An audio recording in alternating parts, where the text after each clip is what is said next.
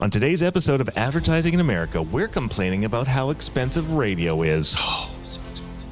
Is it too expensive? You can never say a medium is too expensive until you know what your alternatives are. Compared to TV, radio's probably cheaper. Compared to billboards, I don't know. You need to reach at least 12% of the market 2 to 3 times per week to get the kind of results that we do with radio. And in many cases, that will cost the client a lot of money. Before I talk about radio, which our clients use a lot, I want to remind you how the Wizard of Ads gets paid. Our clients pay us not by how much money we spend or how much time we spend working on your account. We get paid based on how much money you make. On today's episode of Advertising in America, we're complaining about how expensive radio is. Oh, so expensive. Is it too expensive? No. Or is it? Or is it worth trying out? Or is it? Or is it worth the actual spend? Can you solve every problem by just saying, or is it? And we're live in 3, 2, buttocks. Let her rip, bud. Well, there is some validity to this. In fact, both radio and television suffer from the same inconvenient truth, and your media sales rep will not tell you what I'm about to tell you. You need to reach at least 12% of the market at least 2 to 3 times per week to get the kind of results that we do with radio. And in many cases, that will cost the client a lot of money. Now, let's consider those two ideas, a lot of money and too expensive, because I think sometimes we use those ideas interchangeably, and that's a mistake. If you have an annual marketing budget of $50,000 and your business is in Los Angeles, radio is not a good idea for you. You won't be able to reach enough people often enough to make radio perform for you. Digital is really your only option. Now, that doesn't change the fact that digital is too expensive, because no matter how much you're spending or where you live, digital is definitely too expensive. But if it's the only option you have, then you need to write the check, even if it's too expensive. However, if you're not in a top 5 American market and you have a larger annual marketing budget, then you do, in fact, have a few options beyond pay-per-click and Google My Business. And that's where things get more interesting. But before I talk about radio, which our clients use a lot, I want to remind you how the Wizard of Ads gets paid. Our clients pay us not by how much time we spend working on your account.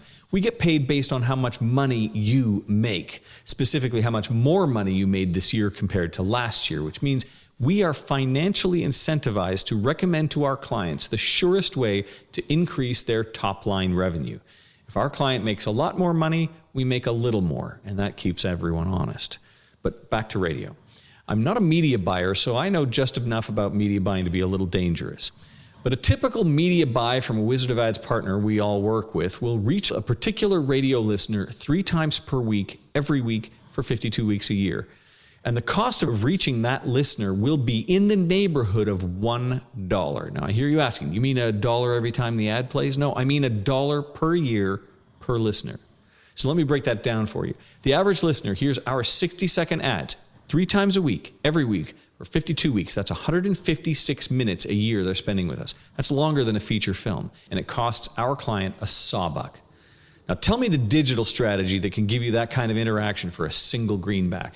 Most direct mail campaigns will cost you more than $1 per person per mailing, and that's to reach the customer once, not 156 times.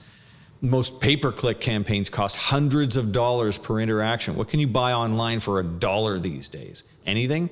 And you wonder why we recommend radio as often as we do. So what do you consider too expensive now? I suspect if you did have 2.6 hours a year to talk to a single prospect, you might be able to get them to know, like, and trust you when they eventually need your thing. Chris, how in the world are we going to pay for this frivolous thing? Too expensive is relative. Expensive compared to what?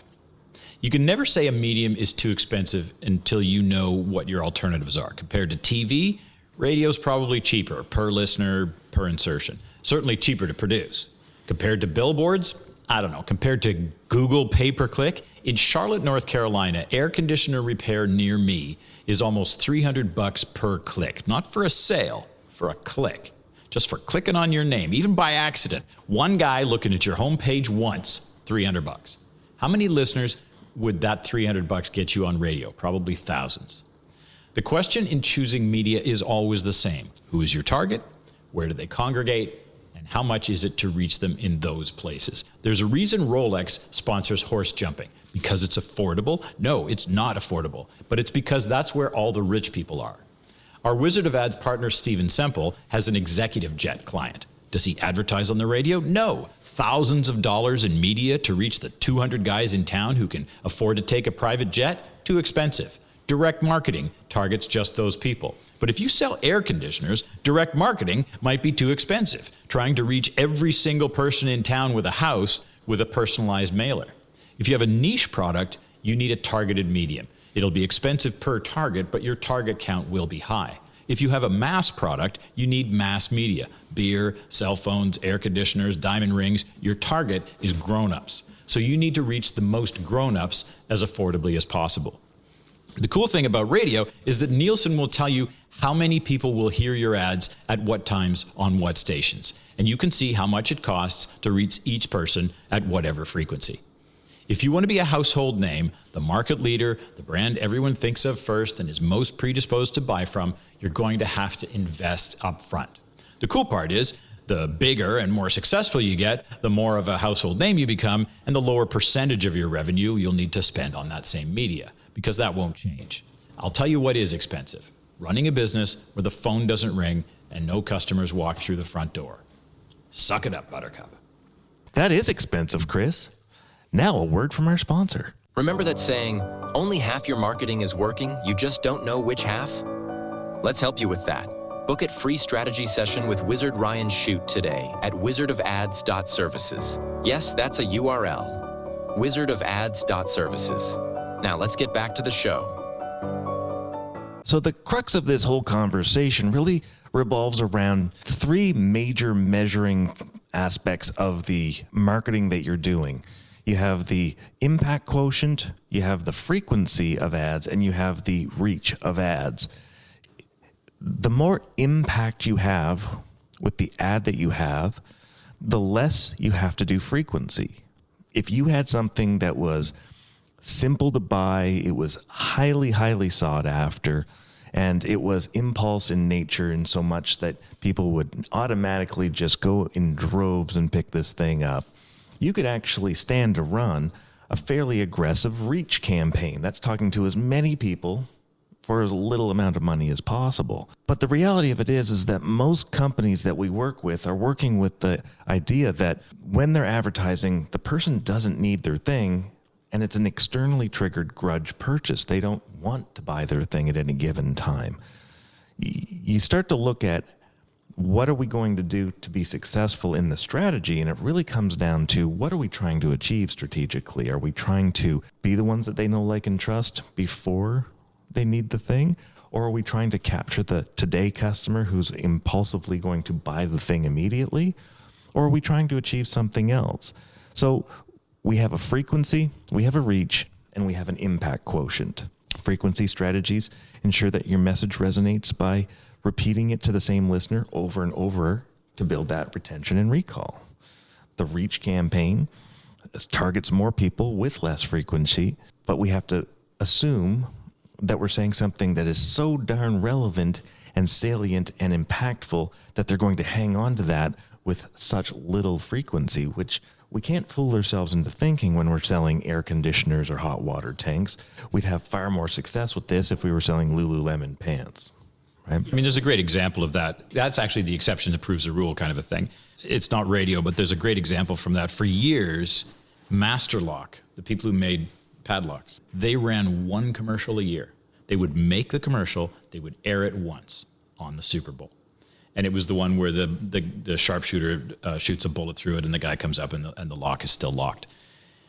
And that's a great example of, boy, that commercial just hits you upside the head and you just go, man, Master Lock, if I ever need a padlock, that's the one, because it just sticks with you. But just because a company like that can do that doesn't mean that's how other companies can build a brand. You can't just say, well, we'll do the same thing with our thing. We sell pencil erasers. And so we just need to come up with as gangbusters a spot for pencil erasers, and we can do that too. It's kind of the exception that proves the rule. Almost everybody else who wants to be a market leader in something has to do it by being omnipresent and communicating something consistent about their brand that they are omnipresent in doing. Well, right? you brought up an interesting point. Do we want to build the brand and wait for people to need us, or do we want to speak to the person who wants to buy today? Well, statistically, if you talk to 100 business owners and say, which of those people do you want to talk to? Pretty much all of those business owners, with one or two exceptions, will say, we want to talk to the person who wants to buy today, which for our clients is freaking great, because what that means is that we now have the opportunity to win their hearts and minds literally years before they become in the market. But people are so laser focused on what can you do for me right now that they will ignore all that. They will pay through the roof. They will bid against everyone else who just wants the person who wants to buy today. And the next thing you know, they have to spend $300 for a freaking click. Well, that's awesome for my client, because my client is not going to wait until they need us to put their name into their head. They're actually going to get to the point where you're saying to yourself, I love this company so much. If only my roof would start leaking, I would know which roof company to call. So the opportunity that businesses have to beat those guys is tremendous, because statistically, so many of them are thinking such short term, and radio is not a short term medium. Well, and it's not just grudge purchases either. I mean, I have a list of hamburgers that I like, or hamburger restaurants that I like. I have a list in my head of pizza places that I like, soft drinks, beverages. You don't have to advertise your beer to me when I'm thirsty. I'm going to get thirsty. At some point, I'm going to want a beer. It's not just a grudge purchase thing either. People have things that they now know about, that they know what they like about it. They've already got a preconceived notion of what it would be like to be one of those consumers. And then when the opportunity arises, there you are. And I imagine it like Texas grass. All of these advertising points, all of these brand touches are the rain and the moisture that is feeding the grass, the sunshine that is giving it nutrients and life, the things that it needs to survive.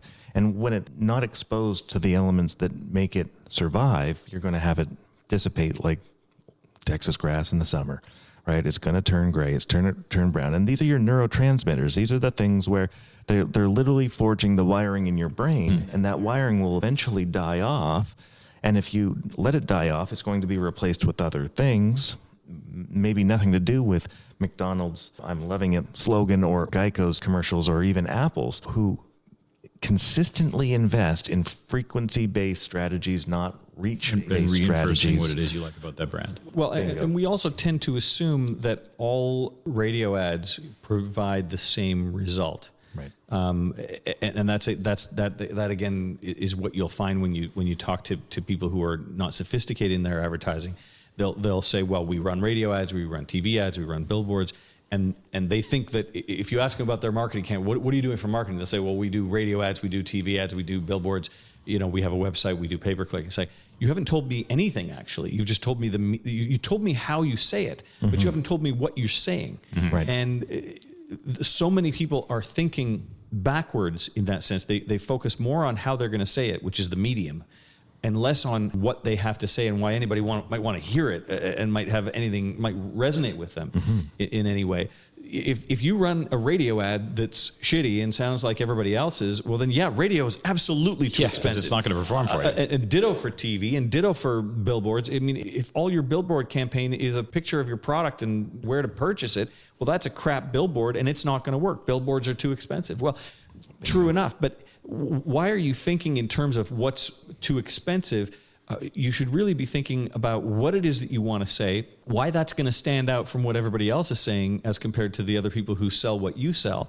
And if you can come up with a really strong, compelling reason why purchasing from you is good for me, then that will be a tremendously effective ad on radio, on television, online, no matter where you go. So people ask us this question all the time. How can you afford to do radio? Radio is really expensive. Well, radio is only too expensive. Any medium is only too expensive when you don't put good content on that medium. Yep. A huge component. Now, there is a psychological principle around repetition called the mere exposure effect. And in this effect, what we're talking about is the psychological phenomenon where people tend to develop a preference for things simply because they are familiar with them. Repetition through frequency creates familiarity, which leads to trust and the likeliness of a purchase. So this is an exercise in embedding, in retention, in recall. In those markets where brands are quite weak, we find that it's very easy for our customers to stand 600 feet above the competition. Now, when you're in a very saturated, brand-rich market with high frequency, it is incredibly difficult to penetrate that market as a new brand coming into the space because they already have a known, like, and trusted supplier of whatever it is, the thing that they're selling. And trying to beat that guy, or at least even play in the same league with him, is very expensive, regardless of how you would try to achieve that. No matter how you try to achieve it. Now, data from the Radio Advertising Bureau shows us that the frequency of ads is more likely to drive consumer action, such as a visit to a website, making a phone call, or even purchasing. Ads heard multiple times are more likely to translate into engagement and conversion compared to one-off ads and in infrequent impressions that you see on digital campaigns. You wonder if that's where, when you get people who say, well, yeah, we tried radio, it was too expensive. Did they do it? You know, you talked about in another episode about buying 52-week media. You know, the number of people who, they tried running an ad for 13 weeks and they didn't, they asked around, nobody heard it and whatever. And so, but it cost us 10 grand. Then let's go and put up a billboard for a couple of weeks. You know, that's so expensive. Right. We spent 10 grand on this thing and hardly anybody heard it. Well, no, it's because you didn't use the medium properly. You didn't get the reach and frequency. You didn't get the consistency out of the messaging. You didn't let the campaign become part of the consciousness by being always there, by continuing to grow the campaign and draw people along in the story of the campaign. There's two big things that come from that. One is you haven't let the advertising live longer than the purchase cycle. Yes. Right? And if your purchase cycle is longer than your ad campaign, you've already lost, right? You're only going to get those today buyers if you're lucky. The second is what's most important here to remember, that advertisers are selling you advertising so that they can make a commission and a paycheck. We're selling advertising and using radio and TV and whatever the most cost-effective medium is for the maximum frequency and reach, because we're trying to avoid advertising decay. We're trying to avoid the decay of that loss. Now we're trying to increase our clients' top line revenue because that's how we're paid. We're paid on sale. Absolutely. And we're not going to be successful if we don't play a game that's congruent with the brain. The first part of that brain is 7 seconds. They're going to hear your ad and try everything they can to forget it. The worse the ad, the easier it is to forget it. And less frequency, it's very easy for it to dissipate and disappear. The second middle part of the brain lasts about 7 days. And in that 7 days, what we're looking at is sleep, constantly erasing the brain. It's kind of like those old PCs that would defrag the drives and consolidate all of the information to get it more tight and bright, hanging on to the things that mattered. Well, if you've had some frequency throughout those 7 days and you've said something that's salient, that has value and weight, and it might just be in humor, it might be in making them angry or even cry or endeared towards you, then you have some chance of throwing a brick into that long-term chemical memory of the brain. And that long-term chemical memory is where we're really trying to take up residence. We want our real estate in the chemistry of their head so that we become a part of the entire fabric of the brain. Now, there's two major components that do that. One is every time they see and get an impression of your brand, be it a truck wrap, a billboard, a Google impression, a Facebook impression, somebody gives them a word of mouth, and then they hear some radio ads. Well, those are all bricks, right? And those are all bricks that either come in clean and pure or broken because they've had some set level of impact that matters. The second important part is the part that basically everyone forgets, right? Unless you're a really good big advertiser like the Apples and the McDonald's of the world, who understand that it's the emotion that brings the mortar into this equation. The emotion is what allows you to go from just having a stack or a pile of bricks in the chemistry of the brain in that real estate, and the opposite being a McMansion, being able to build as tall and as big and as wide as you want. 10 years down the road, imagine how big this beautiful mansion of a brand is in their brain, because you had mortar to start with in the first place. Emotion is the thing that makes it stick. That's the salience, the impact quotient, the importance of all of these aspects of your brand coming together and making a beautiful, beautiful piece of architecture called your brand. Yeah. And I mean, when you talk about emotion, there are certain media that lend themselves to building that emotion and certain media that don't, right? Very true. A billboard is not particularly emotional. You can try and put a sad puppy on and say adopt a puppy as a little bit of emotion, but it doesn't really do it. What does it is the broadcast media.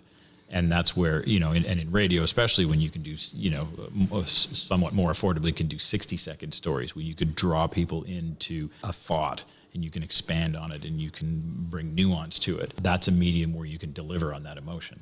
So the value of that is amazing. I want to bring it back to something that you said, because it sounds like a little thing, but I think it's a big thing.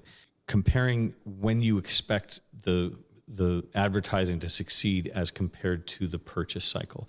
I think that's something that people don't pay attention to enough.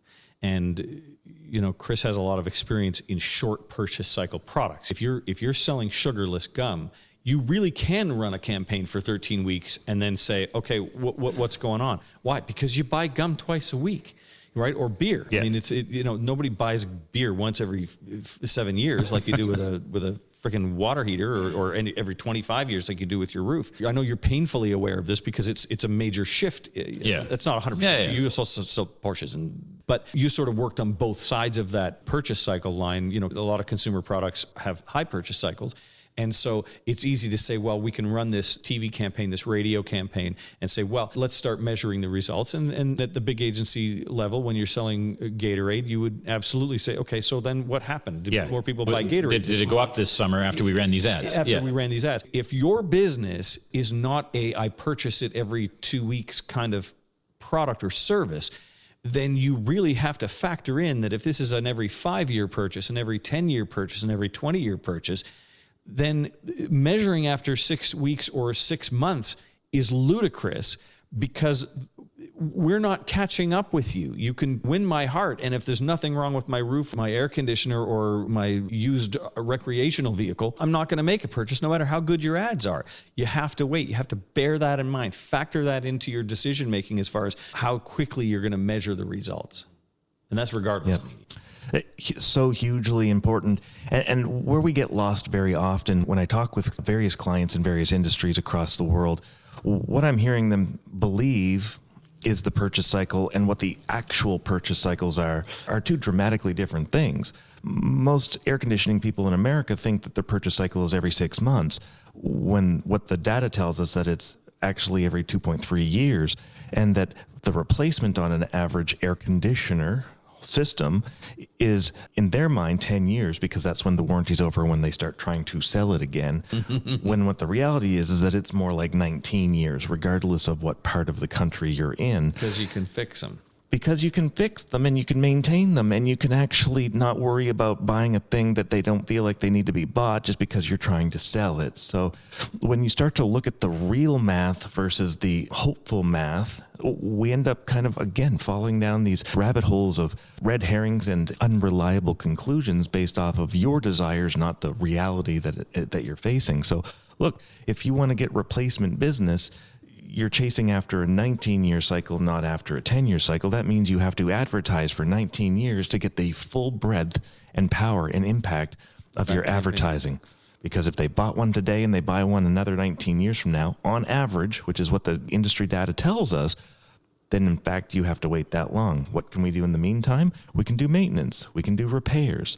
We can do such a wonderful job that they refer us to other people, so delighted that we don't have to pay them for the referral. They will give us unsolicited 5-star reviews, and they'll be very, very loyal to make sure that they're not only buying from you, but insisting that their friends and family know that you're their guy. So is it expensive? In conclusion, I would say yes. It's not cheap.